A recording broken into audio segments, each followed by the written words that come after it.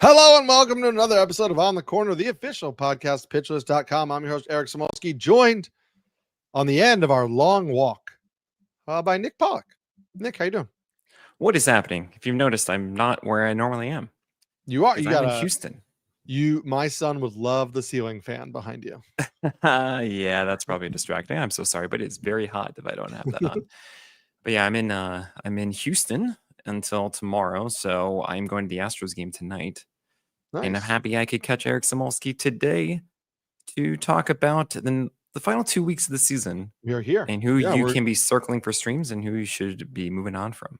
Yeah, this is we understand the audience for this may be dwindling as people are out of contention. We are here to the bitter end. We're going to be pretty cut and dry about this. We're not going to waste much time with pitchers who you shouldn't be considering. We're just going to be pretty quick about like drop this guy, use this guy, and yeah, we'll go from there. Absolutely. So we're going to dive right in. We got the Arizona Diamondbacks. The next 4 series, it's the Giants, it's the Phillies, it's the Dodgers, it's the Padres. Nothing stands out as being particularly enticing in those matchups. Are you using any of these guys? I mean, I can imagine Zach Gallen and Eduardo Rodriguez against the Giants when he gets them, but even maybe Ryan Nelson against the Phillies, because Ryan Nelson's four-seamer is that good, and he keeps showcasing some highlights with his curveball or his cutter, maybe a slider. And the Phillies aren't as strong as they have been in the past, but I don't want to touch Brandon Pfaadt, and I definitely don't want to go for Erod or Gallen against the Dodgers or the Phillies or the Padres. And not Tony Disco. No Disco. No. He is dancing in the streets by himself at 1 p.m. It's not dancing great. All alone. No. So we're moving on. We got the Athletics. Good news for the Athletics. Their next 2 games are on the road. Bad news is this first series is at Fenway, though we should note this remains a Red Sox lineup without Roman Anthony and Wilyer Abreu, and they haven't looked particularly good outside of the first inning against Will Warren last night. Yes. And then they get a matchup against the Pirates, and that could make some of these guys usable. The concern for me is that the Red Sox are still pretty good against left-handed pitching, which means it's not sunshine and rainbows for Jeffrey Springs in that game on Monday, and he gets the Pirates next. And then JT Ginn, who starts against the Red Sox Wednesday, gets Houston next. So it's like, I guess you maybe want to use him against the Red Sox, but that could be it. And it's not super exciting. Yeah, I would only touch the guys for this Pirates series. And Severino away from Sacramento Verde and going into Pittsburgh, that's fine. PNC Park, cool. Luis Morales as well. Sure, that's fine. What I saw yesterday is against the Reds, not disconcerting enough to say no against the Pirates. And yeah, it could be sunshine and rainbows for Jeffrey Springs and PNC Park. But otherwise, I'm not going for this. I don't want to touch JT Ginn in hosting the Astros. I'm not interested in that. Yeah. I have some hope that Luis Morales will be usable in that final game against the Royals as well, but it's at home, so it's a little bit, I'm less optimistic, but hey, you never know. Right. Pretty good setup for the Braves, who get a series against Washington, then a series against the Tigers, then a series against Washington, and a series against the Pirates. So for me, it makes almost all of these guys usable. Does that extend to Nathan Wiles for you? No, Nathan Wiles, that's a bullpen game because it's a doubleheader. Yes. So don't think about that one whatsoever. Hurston Waldrop is a coin flip if he has his splitter working or not. And it's really frustrating. And we just saw that once again. And now he's going to get the Nationals, which theoretically plays into it as a left-handed lineup. But I really don't want to do it. I'm sure he'll be good in one of them and bad in the other. Joey Wentz, you should circle for the Pirates. He's also incorporating a changeup now. It's actually what we saw yesterday. And I think he pitched better than the line would suggest. So I'm kind of interested in that, and not necessarily against the Tigers. Bryce Elder, you knew this wasn't going to last, guys. If you really want to chase it more, fine, but I don't want to do that, even though he had those slider whiffs. And Strider, I'm concerned about it tonight because as a 2-pitch pitcher, with the slider being such a major part of it, that doesn't work as well against left-handers instead of right-handers. So I hope that goes well against the Nationals. I'm not as confident as I want to be. Don't want to do it against the Tigers, and then fine, I'll do it against the Pirates. And Chris Sale, you should note, likely doesn't get that start on the 28th. That would be the final game of the year. There's no reason to push Chris Sale with the season he's had and the injuries and everything like that. That's got to be some younger guy or whatever. I don't know. Someone else is going to get that last start in all likelihood. Yeah, I'm a little more optimistic than you on Hurston Waldrop, but I agree it's a coin flip. I'm just like, I'll take the risk, but why not? But then again, none of my teams are still in contention, Why so not? maybe you take that with just a grain of salt. Moving to Baltimore, really nice setup in the final 2 weeks for Tyler Wells and Cade Povich. Yeah. Both of those guys are not like typically players that you'd say, hey, you have to start them. But do you feel like you kind of have to start them? They both will get at the White Sox and then home against the Rays. Yeah, the second one, definitely, right? The Rays away from Tampa Bay is a good matchup for them. Cade Povich has been executing the four-seamer with curves and changeups well. Same really with Tyler Wells. I mean, it's more slider for him, but these guys, I feel, are Toby's with good matchups. Even the Sly Sox have been a little bit worse, so we're okay with that. And then you have Kyle Bradish getting the White Sox, which we're fine with, and then twice against the Yankees, and I think I still do it, but I don't feel great about it. So if I'm saying it's a coin flip, one of those two will go well, then I'll take it if it includes the White Sox, right? Tomoyuki Sugano, we're just avoiding because it's Yankees twice. Dean Kramer gets the Yankees and the Rays. I think he's a 15-team hipster, not even a 12-team hipster, so I would just rather not. But it's up to you guys. I have him as a desperate stream because I can see a moment on that Thursday that you're thinking, I need any starts I can get. That might be one of them. And Trevor Rogers, honestly, he's just been pitching so good, even though he has that toe blister. I think you got to start him against the Yankees twice. Yeah, that's those tough calls. Like you want to look at the matchups and make your calls based on matchups, but you can't overthink it or sit guys who are red hot, and that does mean Trevor Rogers. Yeah. It's hard to like anybody in this Red Sox rotation right now other than Garrett Crochet. Not going to lie. Giolito and Bayo are, not struggling, but not cruising like they were in the earlier parts of the summer. They do get the Athletics, but it's at home. The Athletics offense has been a little better, and it's not in Sacramento, but it's not a great environment. But then they go at Toronto. And then the trio of like young pitchers, it's hard to know who to trust. Connolly Early is starting tonight. He's going to get a true start, which would be obvious after the 11 strikeout debut. But, it's a tough start against the Athletics. And then Peyton Toll and Kyle Harrison are working as bulk relievers in the first part of the week. One of them might get a start in the second part of the week, but it depends if they actually pitch out of the bullpen in the first part of the week. So you can't trust either one of those guys. Yeah, it's. I do want to ask, by the way. I think it's Tolley. I was told it was that, but is it just Toll? Well, Lou Merlone says Toll on the Nesson broadcasts, but I don't. So I'm going with that, but I don't know. While you're talking, I will look it up on Baseball Reference. Because I said Tolley smokes for the roundup, and I would be so sad if it's just Toll smokes. That's just not even a thing. that would be terrible. Connolly Early, it's actually kind of interesting because he did strike out so many batters and he looked great. However, it's one game. It's the same lineup. And I know that data has come out saying that if anything, it benefits the pitcher in a back-to-back scenario where they face the same team twice in a row. However, I'm curious to see what that data looks like when they do so well the first time. If it's always just kind of split, like one good, one bad, then is it? I don't know. I get a feeling that he's not going to be as good. Of course, those 11 strikeouts. But are the Athletics going to be better against him? Because that was his debut. They didn't have much of a book on him. Now they might have a better one. It's still a little weird for me. I am going to go for it, but Connolly Early is not just a lock to do that again, of course. And it is in Tampa Bay, that second one too, which is just, it's not home. It's not away from there. It's a very weird stadium to pitch in. But I think based on just how he did, you got to kind of roll with that. I'm not touching Dustin May. Garrett Crochet, obviously, we're going with. In the Peyton Tolley situation, well, piggybacking with Kyle Harrison, who's going to start? You don't want the one who starts because you want to be in the situation to get a win. And I hate playing that game so much. It's really unfortunate because I really think that Peyton Tolley is really good. It's just I wouldn't trust Kyle Harrison, and I hope that he does get that opportunity next year, of course, in full.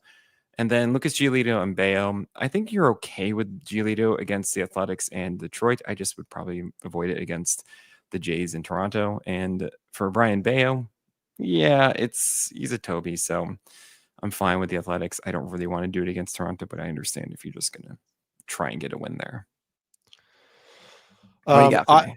The update is I cannot tell you. The AI search on Google says it's Toll, but there are people on Reddit that say it's Toll-Lee. There's no pronunciation guide on Baseball Reference. And so, if anybody works for the Red Sox or wants to or knows for sure and wants to reach out to us, I'm sure if I wasn't on this recording right now and we could, listen to him say something, then, maybe he would pronounce it the proper way. And maybe we'll update you on the final episode of the regular season. Oh, wow. That's next week. Yeah. Yes, that's the big reveal on that. On that note, I do want to just remind everybody what the off-season plan is for Pitcher List. It's not like we just go dark, guys.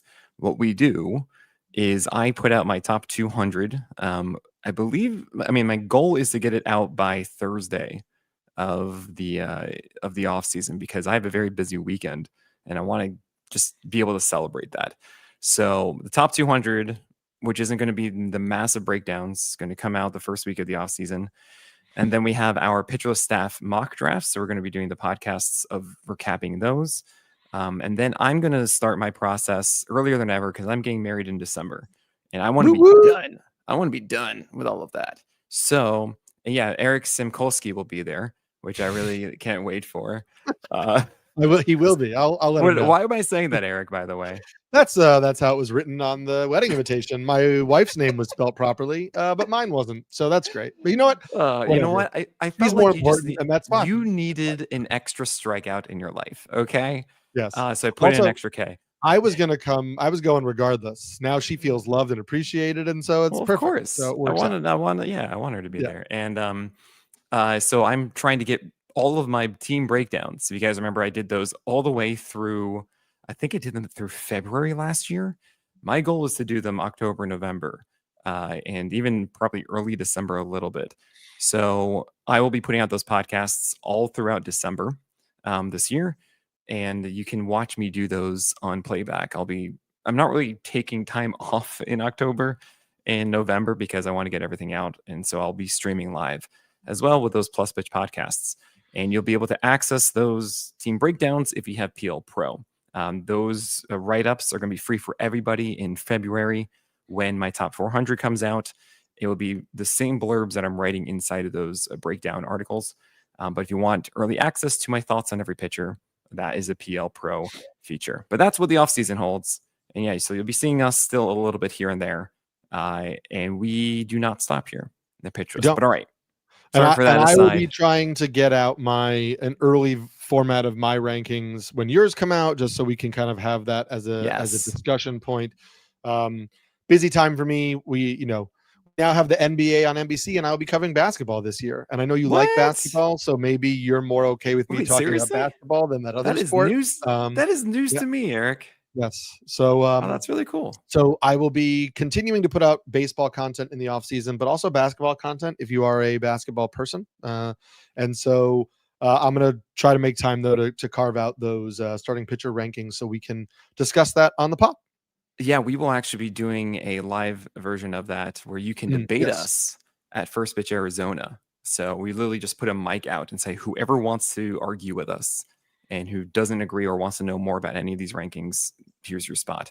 And by the way, if you want that early access to my thoughts on every single pitcher in the majors, my top 400 months before everyone else gets to see it, well, you need to get PL Pro, and you can get 15% off PL Pro yearly with promo code podcast in all capital letters. Podcasts are 15% off PL Pro yearly at pitcherlist.com/premium. But all right, let's get going here, Eric. Yes, let's get going. Just a quick plug that you could also go to First Pitch Arizona, which is great. Last year was my first year. It's a lot of fun. If you're on the fence, I encourage everybody to go. A lot of good sessions, including Nick and mine, and you can hang out with us too. So make sure you come, go do that. Yeah. We're going to move on to the Chicago Cubs. Easy. Who get a pretty interesting run at Pittsburgh, at Cincinnati, home against the Mets, and then against St. Louis. So the Mets series is really the only one that we don't love. I will say at Cincinnati for some fringier arms just because of the ballpark. Like I wouldn't run to use Colin Ray in Cincinnati, even though Yeah, technically it's not a bad matchup. I just don't I don't love love it. the park. He's really the only one I'm not starting throughout, really. Because I Sure. mean, Jameson, Tyone, and Kate Horton, I feel like at this point you're just doing even in Cincinnati. Showed Imanaga, Iman, AGA, and all that. He Mhm. had double-digit whiffs with his sweeper, by the way, on Sunday, which is pretty dang cool. You didn't think about that, did you? Just four seamers and splitters, huh? Nope. Sweepers. And then Colin Ray at Cincinnati, I would not do, but I do have it circled as an option on Thursday this week. If you are trying to count your starts and saying, I need something for a week Thursday, that might be it. Yep. Agree with you on all of that. The Reds guys, we've got some good matchups split between some bad. Are you like ESPN Oh, sorry. all of a sudden, Eric? You know what? Are you just ignoring that the Chicago White Sox exists and won a World gave the Series White in Sox- 2005? I know. I gave the White Sox the Rockies treatment, and I apologize because the schedule isn't that bad. And it's Baltimore, San Diego, the Yankees, and then the Nationals. It's not a great schedule, but at least PL Bot with your average opponent value thinks it could be playable for Sean Burke and Yoendris Gomez. Yeah, I mean, it's also, I'm not too afraid of the Orioles. So Shane Smith against the Orioles, that's cool with me. And also against the Nationals at the end of the year. I don't know if he's going to get that because Shane Smith has thrown a lot of innings. They've even talked about limiting him a bit. So if you have Shane Smith, I would only really focus on this one against the Orioles. Martin Perez, maybe.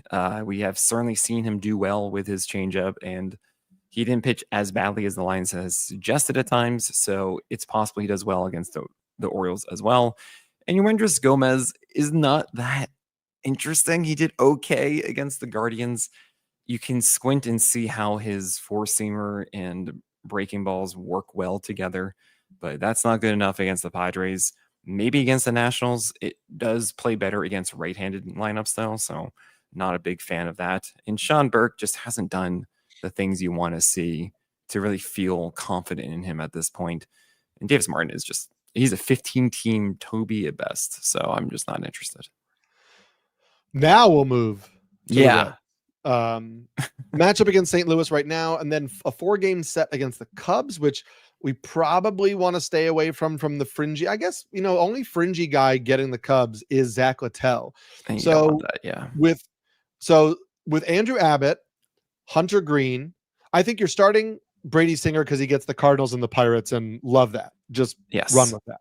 But with Hunter Green, Nick Lodolo, and Andrew Abbott, they get one good start, one bad start. Hunter Green feels like you're rolling with it, obviously. Lodolo and Abbott, are you rolling with the bad start as well?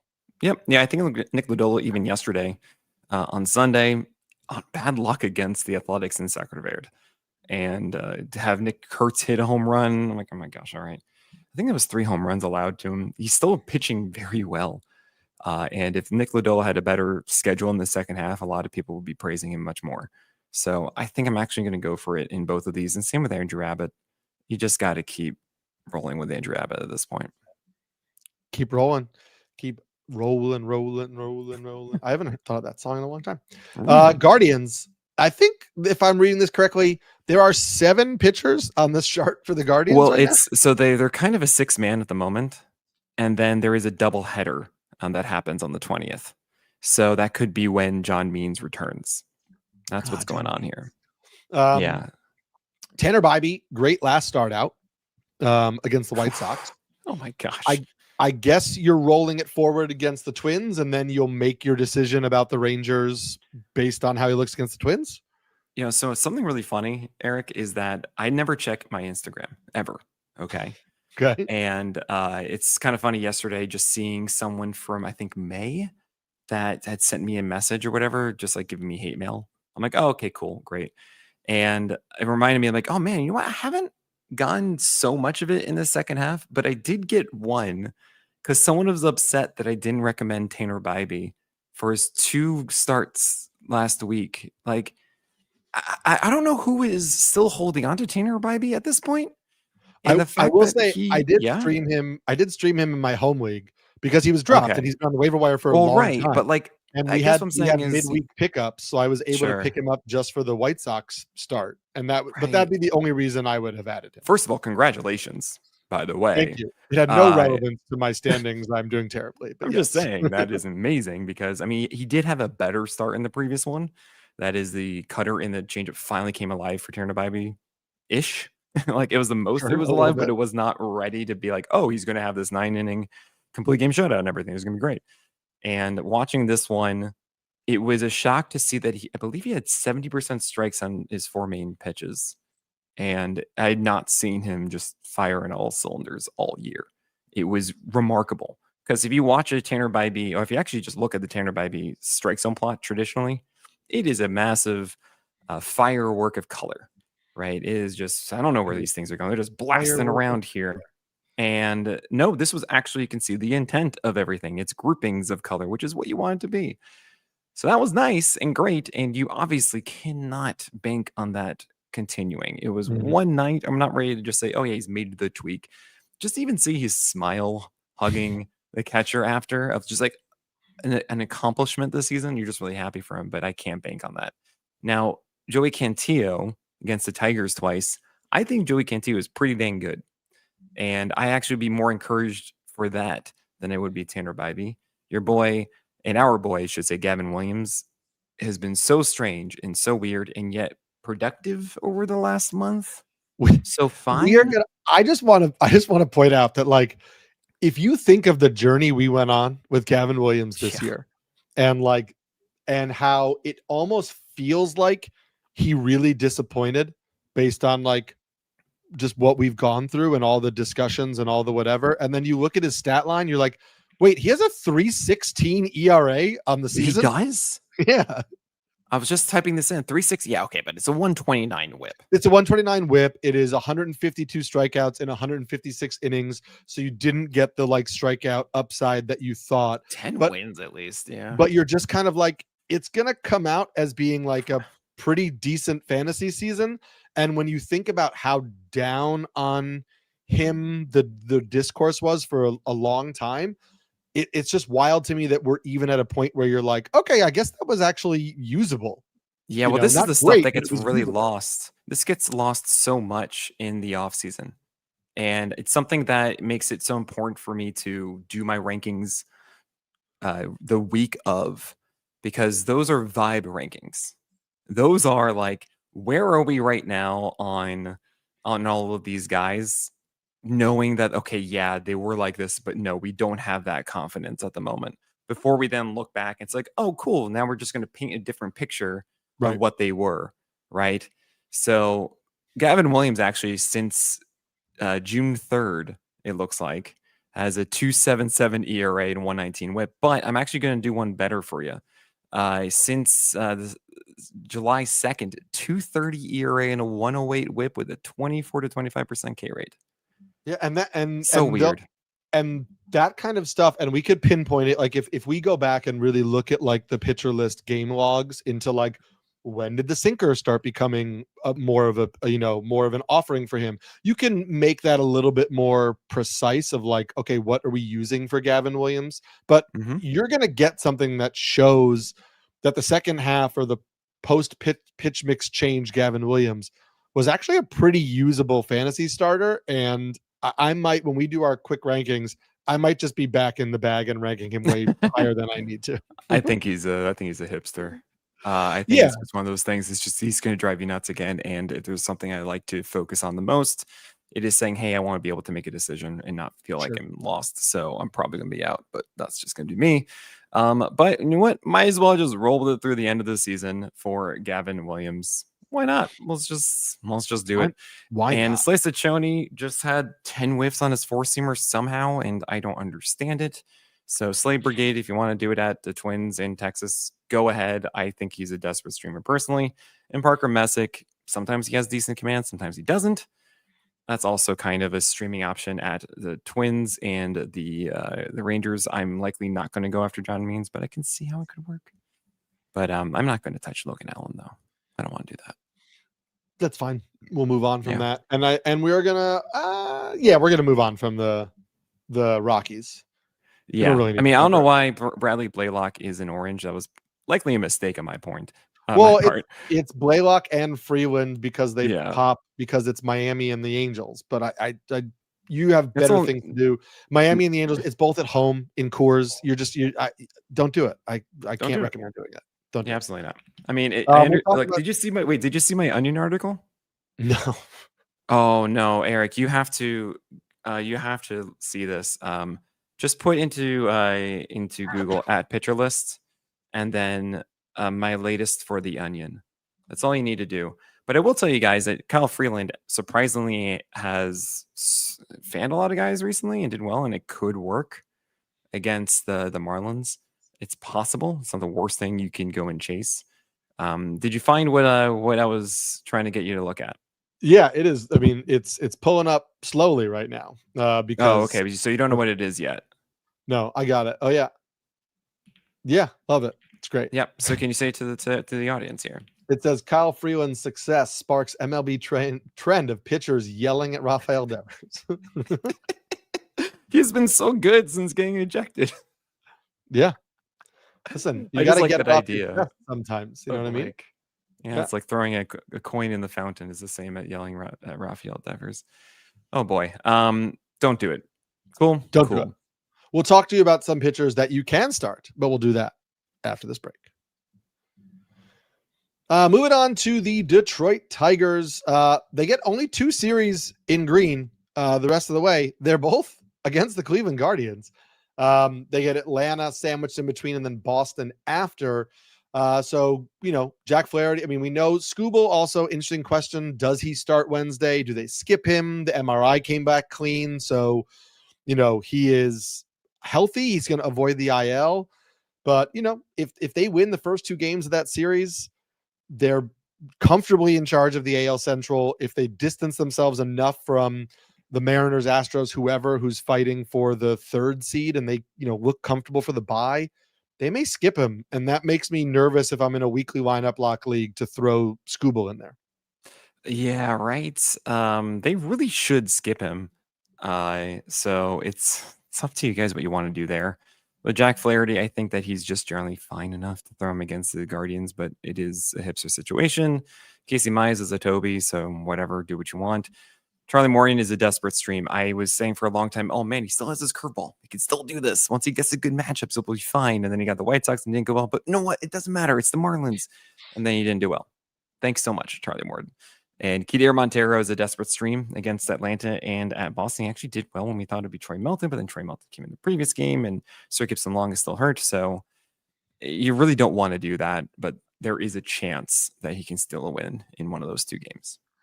Cross your fingers and hope. Astros, this kind of seems like it might be cut and dry. You're starting Hunter Brown and Framber Valdez because they're really good, not because their matchups are any good, and you're probably not starting anybody else. Yeah, that seems about right. I mean, Jason Alexander against the Angels could work, maybe against the Rangers. Javier. Like, it's still good stuff. It's just you have to locate it. You don't know what you're going to get there. But Jaden Murray is kind of interesting. He threw 40 pitches is the problem, and he might be the replacement for Luis Garcia Jr. instead of AJ Blueball. So it's 95-96 with a sinker and decent breakers. Like, it's possible that that's all right, but it's against Texas and at Athletics, and it's really at Sacre Verde. You don't want to do it when he's going to be at 65 pitches, 70 pitches by then. Yeah, it's tough. I'm going to move on from that. Yeah. We get Cole Reagans back. And he starts against Seattle. Are you jumping right back into the fray? He's been out so long. I know we talked about this a little bit last time, but now we know like exactly when he's starting and what the matchups are. And are you willing to kind of jump right into the deep end? I'm not, because I just don't have any information. But I mean, if you want to go ahead, it shouldn't be bad. But if you're expecting 6 innings, you're not going to get it in all likelihood. Yeah. But then I'm sure we'll see enough that we go for it against the Angels. We said that Ryan Bergert might have one more start. That start did not go particularly well. No. So I think time is up for Ryan Bergert. Noah Cameron, it's Toronto, and then it's at the Athletics. Can you trust Noah Cameron? Yeah. Yeah, there's a lot of confidence in that one. It's possible. I mean, he had a really good curveball yesterday, but Toronto does really well against lefties. It is in Kaufman. He might be running out of gas at this point. It's up to you guys. Fair. And then Lugo may be coming back at the end against the Angels. I think that will fully depend on what happens in the playoff race and if there is a need for him to make that start. So keep an eye on that. And I think that kind of does it for the Royals. And Walk then, is a possible quality start for any of those games. Sure. Potentially. Yes. Not really excited. This kind of, I feels like what we talked about with the Angels last week. I don't know when Jose Soriano is going to have a good start. I'm more comfortable using him next week against the Royals, but I could see it if you need to roll the dice. I just don't know that I could use Yusei Kikuchi against the Brewers, and I can't use any of the other guys in this rotation. Yeah, I mean, that seems pretty fair. They are a lot of arms who you won't feel comfortable starting, right? Like Jose Soriano is just like, what are you going to do? I don't know. Mitch Ferris obviously isn't it. Kyle Hendricks isn't it. Caden Dana did have 9 strikeouts, but I don't think it's believable. And as you mentioned, the schedule just is not good. Yeah. The schedule is not good for Emmett Sheehan, but he is getting a 2-start week. Well, we think, because who knows with the Dodgers, but it's against the Phillies and the Giants. Most people, when this, if you're listening to it live, you'll get your answer. You're the cool Would you have used him in a 2-start week against those opponents? Yeah, I would have done it. It's kind of tough with the start against the Phillies because we don't know the kind of strength that they're at right now, right? But against the Giants, yes. And I just believe that Emmett Sheehan is a good enough pitcher to do this. He should be able to take down both teams. Yeah. Okay. Fair enough. Maybe I'll have to look into if I'm starting him or not in other places. And then the other guys are starts. Otani, Snell, Yamamoto, Kershaw, Glasnow. Like you're using all those guys right now. Yeah. Ryan Weathers at Colorado, at Philadelphia versus the Mets. Welcome back. Does he go right back to waiver wires? No. Okay. Maybe. I mean, I think Ryan Weathers looked really good. The problem was that it was only 68 pitches. So I don't know if he's going to be able to go up to 75, 80. I would like to put Ryan Weathers in my lineup, but I feel like my heart says yes and my brain says no. I actually initially had him in probable start for his Tuesday rank, and I said, Nick, this is a little too much. You can't do this. So I brought it back down, and we'll see where the Phillies are as well when he does face them. But at the very least, Weathers should be around 80, if not more, by then. So I'm okay with that. So I guess if I have Weathers, I'm just kind of continuing on. And Yuri Perez, I know it hasn't gone well, but I feel like you got to do it against the Incors. You got to do it against the Rangers. I think the fastball is just too good. Fair. Oh man, Yuri Perez he's killing me a little bit, but I could see doing that. I think the Brewers right now, you got to start everybody. I mean, it's Angels, Cardinals, Padres, Reds, and Reds are at home, so out of Cincinnati. So you want all of those matchups except for the Padres, but it's Woodruff, Priester, and Mizorowski get the Padres. So I think you're starting all of these guys, and the only question is just what happens with Jose Quintana and who fills the rotation spot if he's out. Right. I mean, you got it. Yeah, that's it. I mean, if it's Patrick, then I kind of would be okay with it. Chad Patrick's not so bad, and it's a good cutter, and it could be just fine against the Cardinals in St. Louis, which is a great place to pitch. And of course, for the Reds carpet. So yeah, you're pretty much going with everybody. And remember when we didn't have anyone but Freddie Peralta in this rotation? Yes. It's pretty incredible how much this is just completely turned around. Yay for Milwaukee Brewers. I'm rooting. Yeah. I'm rooting for them. I me live too. in New York. I'm a Mets fan, so ultimately I'd like to see the Mets make it. But but yeah, Brewers. Feel good team. Fan. I was gonna say I'm not a fan of a lot of the options in Minnesota, but there's a decent. I mean, this series against the Yankees coming up is not ideal. I would not start any of those 3 guys against the Yankees. That's Simeon Woods, Richardson, Zebby Matthews, Taj Bradley. But then it's Cleveland for 4, Texas for 3, Philly for 3, and the Philly for 3 at the end is interesting because we know it's not going to be Trey Turner. It's unlikely to be Alec Boehm. If Philly has clinched, is it also like they're going to rest Bryce Harper and Nick Castellanos? And like, do they kind of like give some of those guys a break? And then you're looking at a Phillies lineup that's like Edmundo Sosa, Otto Kemp, and Bryson Stott. And like, yeah, I would maybe throw Joe Ryan and Bailey Ober in that game. I don't really know. Yeah, Bailey Ober just threw 90 miles per hour, so at least it's not underneath that. And the command against lefties was fantastic in his game on Sunday. 4 earned runs, a really annoying 3-run shot late that like just ruined it. But he is actually pitching better than we saw before the injury. Obviously, Pablo was rolling with. And yeah, Zebby Matthews, he's been incredibly frustrating. We know the talent. It's possible he does really well against the Yankees, then terrible against the Rangers, right? So good luck with that one. I don't trust him in Woods Richardson. And Joe Ryan has not been good the last 2 starts, but the stuff is still there. So we are going to just roll with that regardless. You got to use him, even though I think he wishes he was out of town. This Mets rotation, we knew it was going to be a mess coming into the year. Kodai Senga is in the minors. Sean Manaea is in the bullpen. It is wild out here in these streets. We're relying so much on young pitchers. Jonah Tong got lit up in his last start, but are you going back to the well? No. No. Against the Padres. We're avoiding. Nope. I'm just like, don't do it.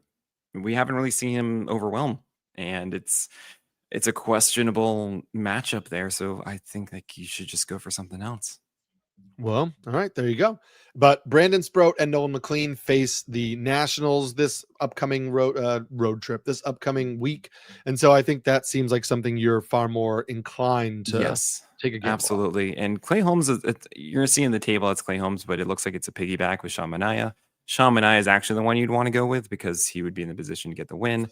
Not to mention that Clay Holmes isn't the stalwart of 6 innings as much anymore. He's becoming very inefficient. So you should see if Clay Holmes is limited to any degree by 4 innings, he should be out. Puts Sean Manaea in a better situation and also removes the 3rd time to the lineup penalty for Sean Manaea, which he desperately needs. So that's okay with me. For the Padres, Nationals, and Marlins, if they're doing that. I wouldn't be shocked, though, if the Mets brought back Kodai Senga to replace Jonah Tong. Be interesting to see. I don't think they can do that for this Padres start, if I'm thinking of the dates correctly and when he can be called back up, unless it was an injury, and then he can be called back up. But I think for the Cubs start at the end, it would be feasible. I don't think I would go for that. But David Peterson against the Marlins, that's cool. Don't want to do it against the Padres. Don't want to do it against the Cubs. Yep. Moving across the way to the Yankees, it's a really nice setup for the Yankees. At Minnesota, at Baltimore. We already talked about not being super scared of the Orioles lineup. Home against the White Sox, and then home against Baltimore. I feel like it's a no-brainer with guys like Rodon, Schlittler, Fried, and with those matchups, for me, it's a no-brainer with Luis Gil. So the only question is like, are you put off by Will Warren's recent starts? And even against Baltimore and the White Sox, you're going to look the other way.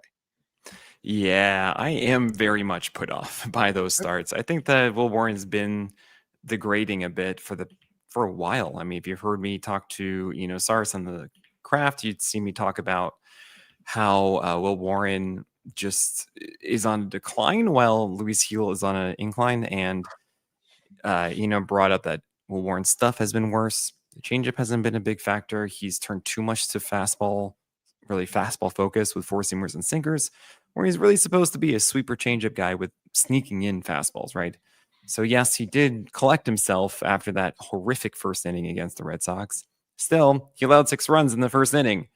It's not just sheer luck that he did that, and now he's all of a sudden good, and we can brush that off. Yeah. So yeah, I'd be very worried about Will Warren. I think he's actually hitting a wall now, as he's never pitched as much as he had this year. Right. I mean, kind of something you'd expect from a guy with this few innings going this deep into the season. Yeah. The Phillies are an interesting situation because their only real poor matchup left is this 3-game set against the Dodgers. But they've obviously set up their rotation so that it's Ranger Suarez, Christopher Sanchez, Jesus Luzardo against the Dodgers. It's hard to sit those guys. Maybe Luzardo in a shallower format. So the only real question marks you have for the Phillies is the guys who are fringier get 2 good matchups, and are you willing to trust them? And I will confess to you that in a draft and hold format this morning where I have so many pitcher injuries, I am starting Walker Buehler this week because I just don't have another healthy starting pitcher. But I don't know if you had an option, if you're willing to do that or not. No, I can't possibly do that. I no. I would rather do Taijuan Walker, and that's saying a lot. Okay. Yes, you are not a fan of using Taijuan Walker. No. But Ranger Suarez, Christopher Sanchez, you're gonna go with Luzardo. Honestly, yeah, I wouldn't start him against the Dodgers, which means I would drop him, even though he has the Marlins start. It's just think of mentally of just like half your season. You know, that's like imagine if you were stashing Jesus Luzardo in March for until July 1st or whatever it is. Yeah. That's the equivalent, really, right? And I also think for teams that are likely to have clinched early. Yeah, that's a really good point too. Yeah, keep going. Then if you're not going to use the pitcher this week, I think you're holding them for a situation where we don't know how they're even going to be utilized. Like the Phillies may just want Luzardo to get some work in that final start, but not pitch him 80, 90 pitches because they want to save him for the postseason. Maybe he gets a 60 pitch outing, and that might not be super useful. And I'm not saying that's definitely going to happen, but you need to factor that in with the teams that have clinched or will likely clinch. Is if you're holding only for a final week start where we don't know how long that pitcher is going to go, it's risky. Exactly. No, that's a really good point, Eric.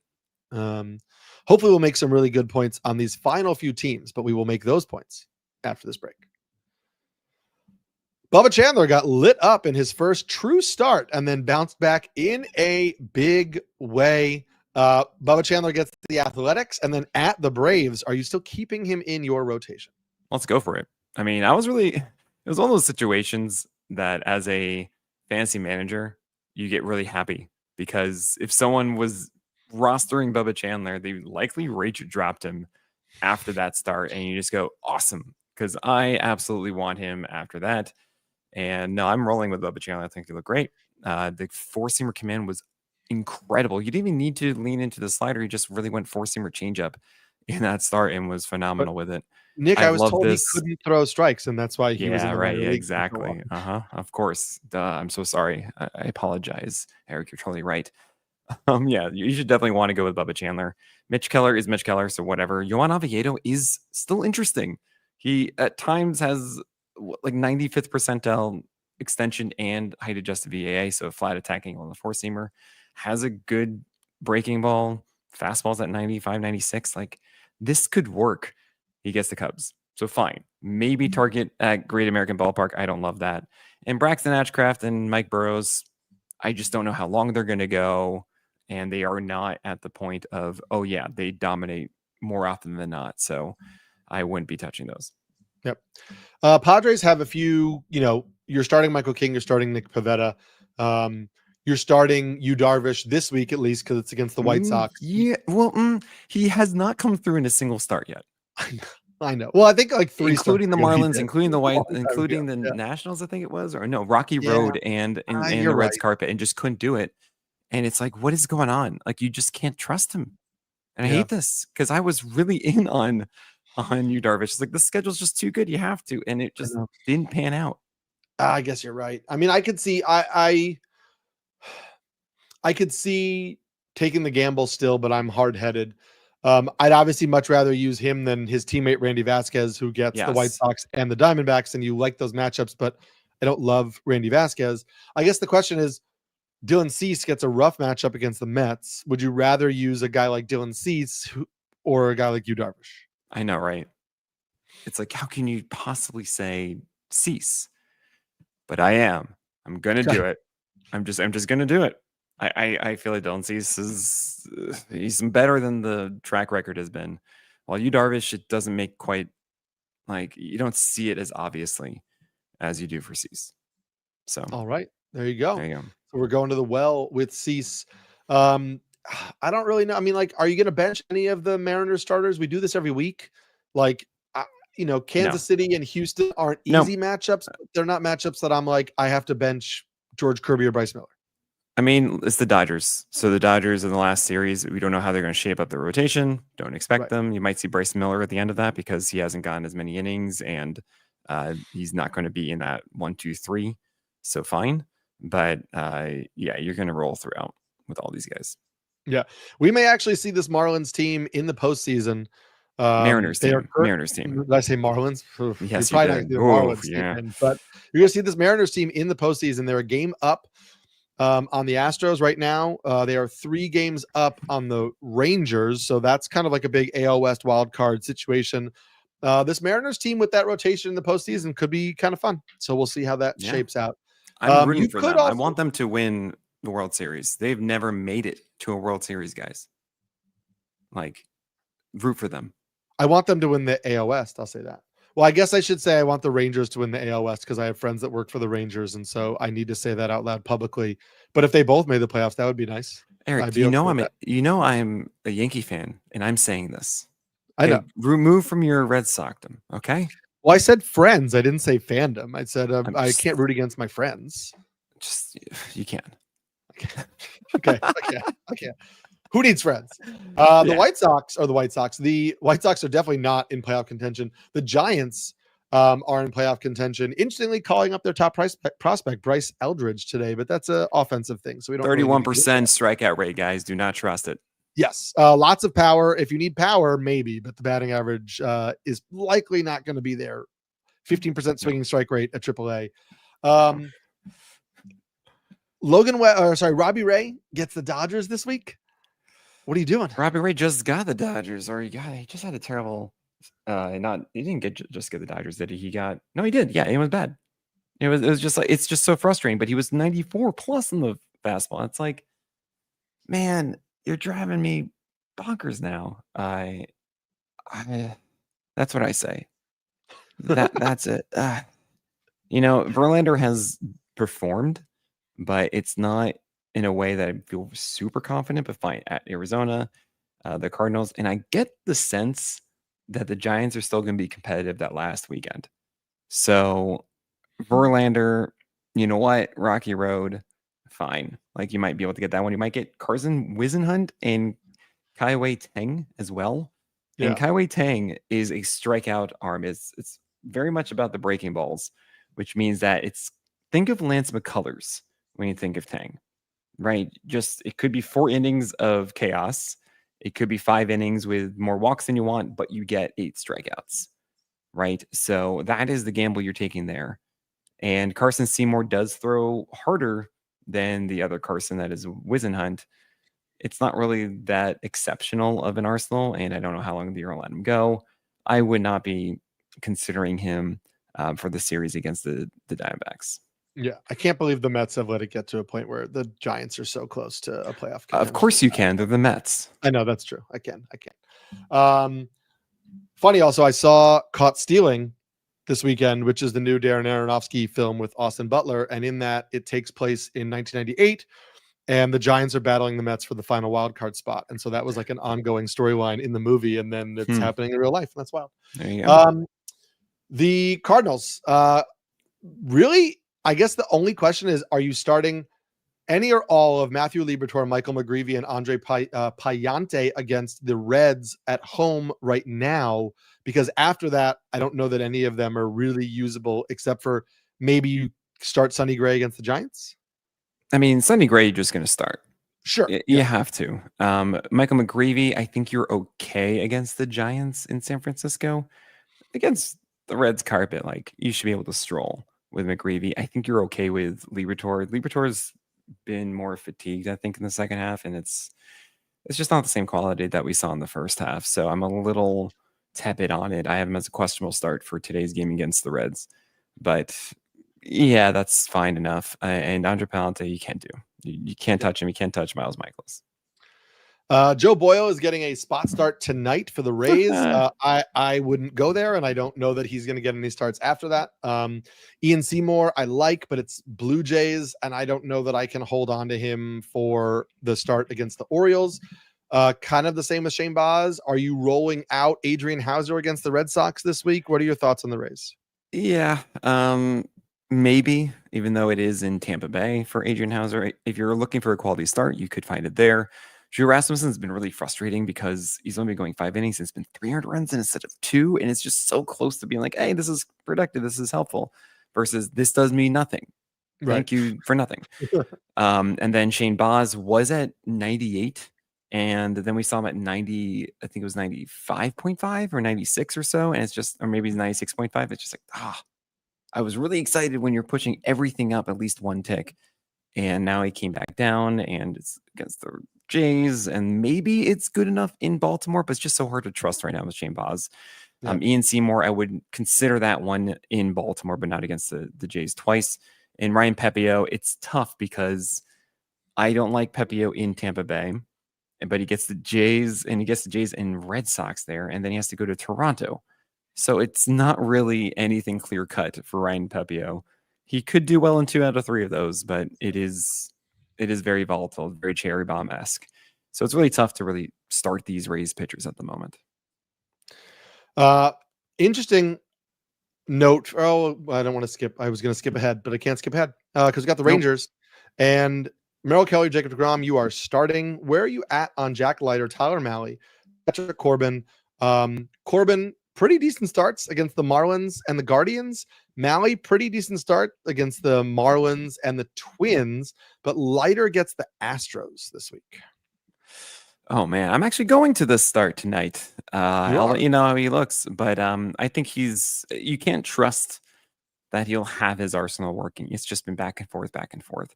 So I really would only consider him for the Marlins, maybe the Guardians, but even then, you don't know if he's really going to capitalize on it. Merrill Kelly, deGrom, as you mentioned, you're going to do, and Tyler Mahle, I don't think is going to be that good. He might actually. There's a possibility, because I don't know where Tyler Mahle is as far as his pitch count goes, that Jacob Latz will piggyback off of that and actually still be more valuable to have than Tyler Mahle. So keep that in mind. It would be in turn with Jacob Latz, who does have some value with that high four-seamer at 94, 95, and the good changeup underneath. Oh, by the way, have you noticed how good Patrick Corbin has been? Guys, Patrick Corbin, it took him like 4 years, but he finally went 10% fastballs. Finally did it.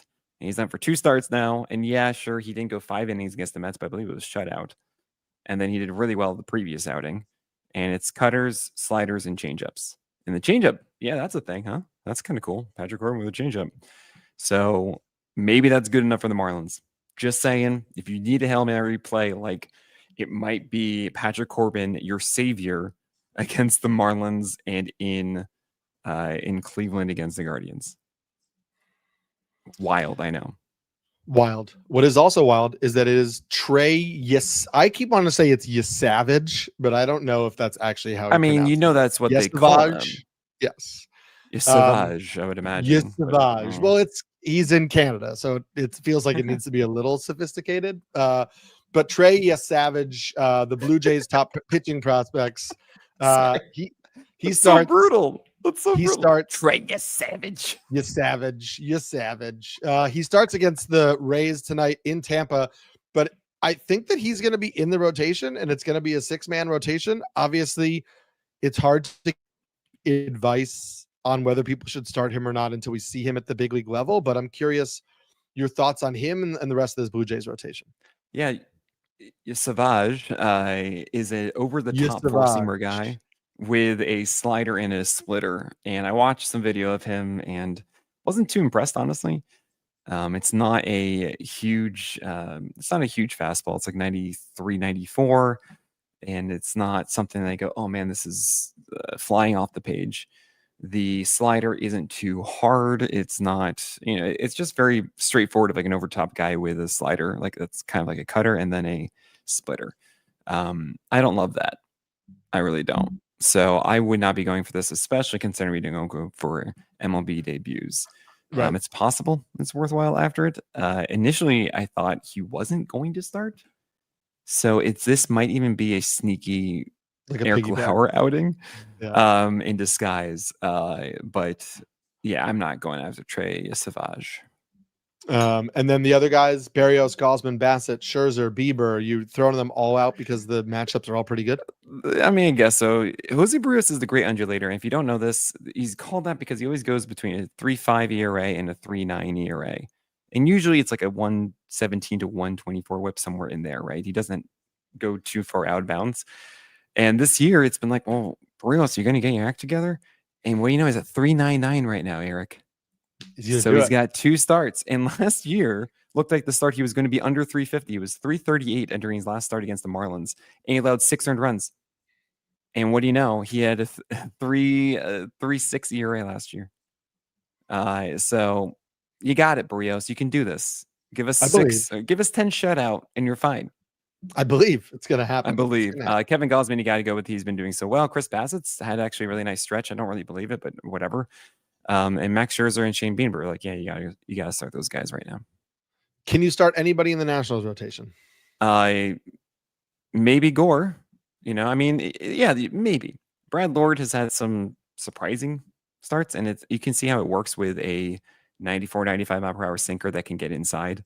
It's possible it's good enough against Atlanta. You have Gore, of course, who threw about 75 to 80 pitches in his start back from the IL, and he will be more stretched out, and we know what he's capable of. Mm-hmm. Mitchell Parker is kind of doing what I want him to do, which is the Blake Snell blueprint with 4-seamers up and curveballs down and sliders involved. And he has moments where it works and then doesn't. So fine, You cannot start Jake Irvin under any circumstances. Cade Cavalli didn't really come through against the White Sox. The Pittsburgh Pirates and the Marlins really last 2 starts. You might not want to do it against the Mets. You definitely don't want to. You might not want to do it against the White Sox too. Andrew Alvarez is fascinating. He gets a lot of drop on his slider and curve, especially when they are the same velocity, but the curve has more movement. It's really weird, and I think it messes with a lot of guys. So you might actually see a surprise start against the White Sox there that works. So maybe you want to take some desperate streams here, Eric. Maybe you cross your fingers and you hope. You don't have to hope that we will be back, because we will. We'll be back next week, and Nick will tell us all about seeing Jack Leiter in person. And we'll help you with the final week of the MLB fantasy season. It's wild. We've come back here. We've reached all the way to the end. If you stuck through, hopefully your teams are doing well. You're not just listening to baseball because you like our voices, but hopefully you like that. You do that too. Yeah. We're gonna let Nick get out of here so we can get to this game. So I am Eric Samulski, the Pelican. I'm Nick Pollack, the Lion. And we'll check you on another episode of On the Corner next week.